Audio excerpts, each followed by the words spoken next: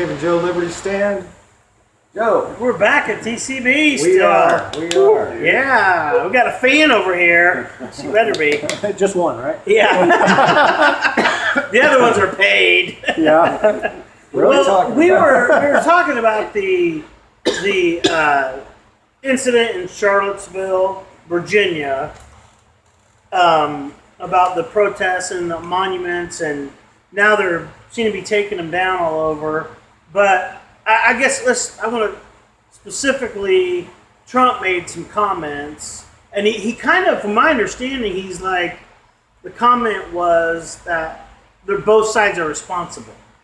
So it's kind of like he wasn't taking the side of, so I guess they felt like he wasn't standing against fascism. He wanted I got the white supremacists to be, the media wants just pinned on the white supremacists, not the other side. And who was the other side? It was people who wanted the Confederate flag to be taken down, or anything from the general, yeah, people who were against the Confederacy. But it was more than that. I mean, they had their little uniforms on, and they were commies. They were busted. Most of them didn't even live there. And actually, that's true for both sides. A lot of them didn't. Oh, okay. Well, Jennifer and I were going to travel. We're going to travel through that area about Washington D.C. next month, and she's not too sure. Maybe don't stop. You know. It'll be fine. But so, what are your thoughts with the backlash to Trump based on all that?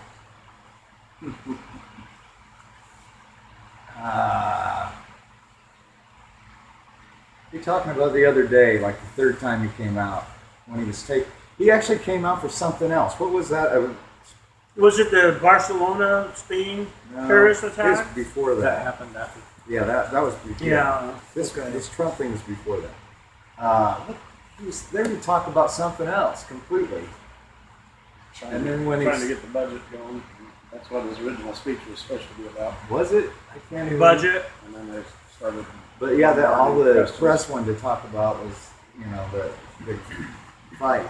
Well, but he's had these cabinet members or these guys that were businessmen who, like CEOs, that left one of his committees or something like that because of the comments. There's been this big. 8 of them, I think, left. Yeah, he disbanded the committee. He just that was the businessmen, the CEOs and stuff, right? Yeah, because of his comments. Well, they can't get into sticky stuff like that. I mean, they got shareholders that want their money. In this kind of atmosphere that this country's in now, being a bunch of wusses, you got to toe the line on the PC side. You can't. So when you say being a bunch of wusses, where does that? All the PC stuff. I mean, you're okay, I'm okay, and as long as you think what I do, we don't hate you.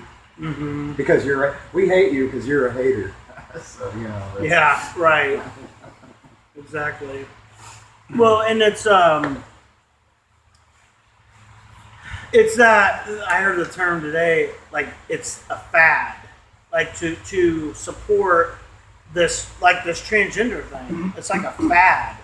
So it's like that's kind of way it's being. Well, it's not to the people that get the operation.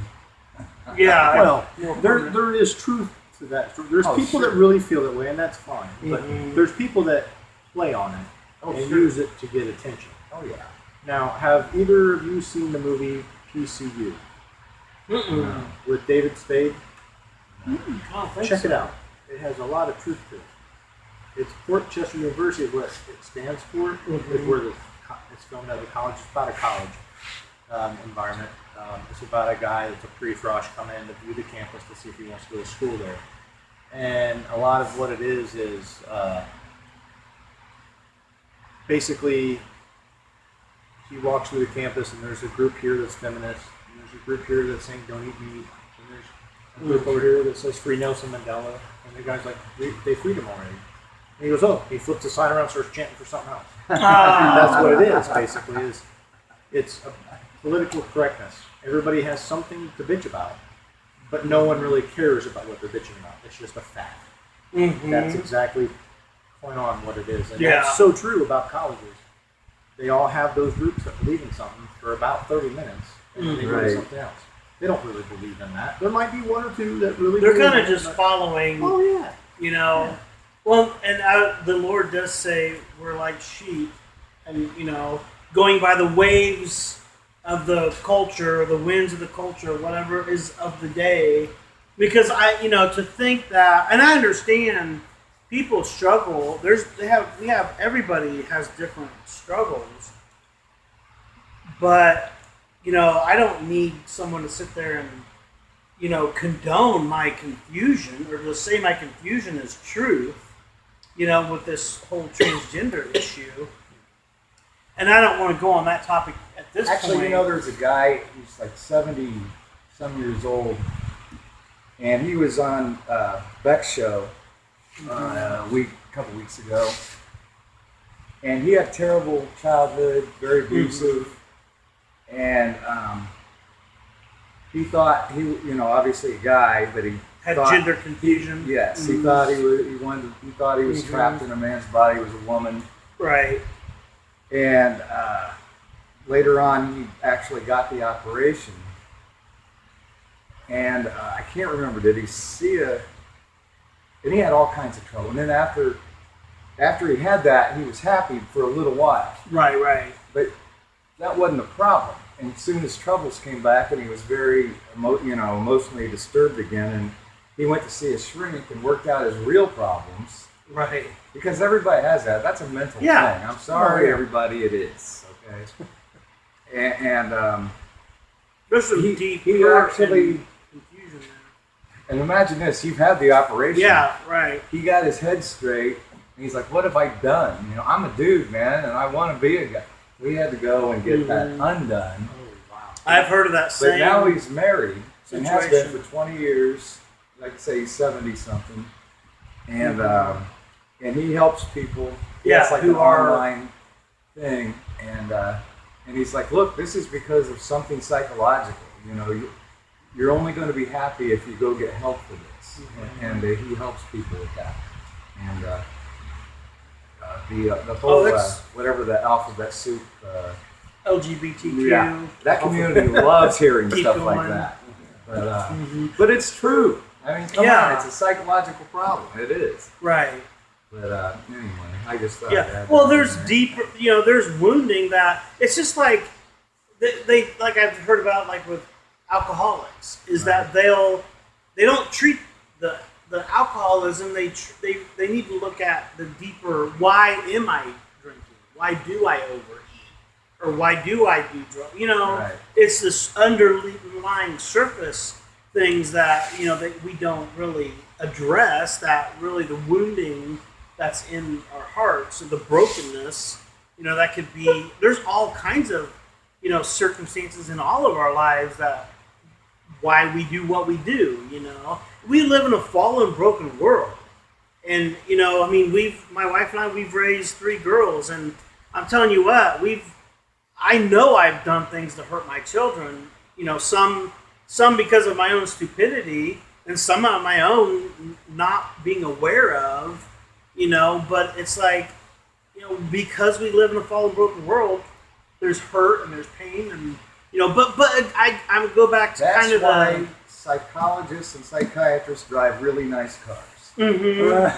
Yeah. Well, and there's unfortunately, we talked about this monument thing that we started there, but if people have an agenda, and you can force something through because of the, I want to be the powerful one, or I want to be in charge. It's the same thing with the LGBT issues in psychology. Now it's said it's not a mental illness when it used to be. The reason it's changed is because that agenda, those people, that whoever, the evil behind that, it is, but they forced their opinions that the doctors changed their diagnoses that it's not a mental illness. Well, that's the only reason it's not in there anymore. The DMS-5, I think it's in now, but it's that mental diagnosis manual that they use. But there was a guy. Well, it's extremely political too, because Oh man, it's so driven by. how long was it before it was a regular thing to see gay people, Uh-huh. and it's not a big deal? See, that was a very big political thing. We got to wrap it up in a second. We went But- way off topic too, though. We are sweeping all over the place. But I need Bob to get us back on I'd track. have it more together if I was drinking and having a cigarette. Yeah, right. But anyway, bottom line is, once everybody's pretty much okay with gay people, well, now you got to move on to something else because nobody could ever. I mean, there's not a problem with gay people or anything anymore. So now you got to take it a step further, and it's all very political. You got to keep that in mind. Well, That's- and I think when you say that, the people behind the push, they don't give a rat's butt about these people who struggle with, whatever it may be, whatever that manifestation of that issue is, whether it be heterosexual sin of, or going out and sleeping with hookers or sleeping with same-sex people and getting married, whatever it may be. These people behind the scenes, they don't care. I mean, the ultimate enemy is Satan. I'll say it. The ultimate enemy is Satan. He hates all of us. I know, but this is important. He hates all of us.